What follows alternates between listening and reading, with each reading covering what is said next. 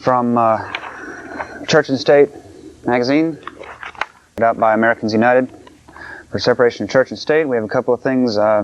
Ex-President Jimmy Carter was interviewed in Christianity Today, which ran March 2nd, and he said a couple of things about state-church separation. That's very good.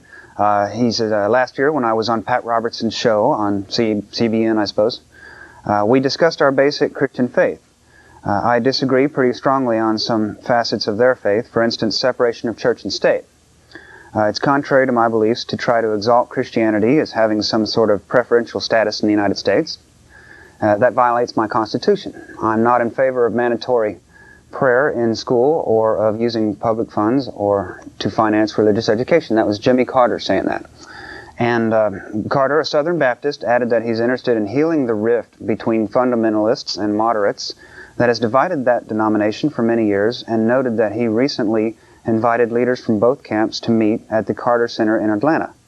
And basically, just that is that here we have a born-again Southern Baptist former president, a very respectable man in his religion and his politics and his work. He's done some great things, and coming out solidly for separation of church and state.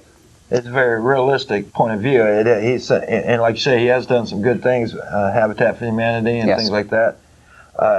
His interview in Playboy was quite controversial, and so for a religious man, I applaud his open-mindedness. Yes.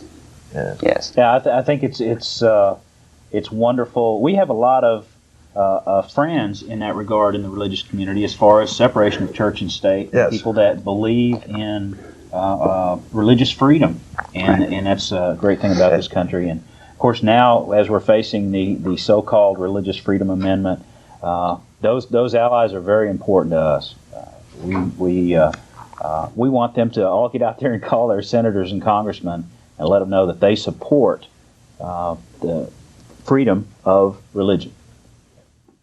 And that very good point. Because that's very hot debate right now in the Senate, and they only listen to the people that take the time and write them or call them, email them, and let them know your point of view, that God was never meant to be in the Constitution. They discussed that quite a lot when they wrote the Constitution, and decided not to have God in the Constitution, and it doesn't. So we're definitely going to do our part on that. We did have some more articles there. Well, let's see, one or two. The Promise Keepers had to lay off their entire staff recently, and due to financial problems.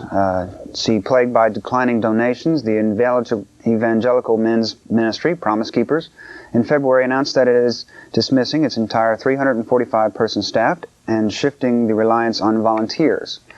Ministry officials attributed the financial woes to lower attendance at the group's stadium rallies and costs associated with the huge Stand in the Gap rally held in Washington, D.C. It cost them a little bit too much money. I was there, actually, and I was among a group of atheists who were protesting that, along with other groups, and I can tell you they must have spent a whole lot of money on that, because there was a great deal of things going on. It was a very big production, and I'm paying for it. Yeah, well, I heard reports at the time that they were passing the hat quite a bit, as they normally do, and at this particular, their largest meeting, this particular one, the hat was rather light at the end of it.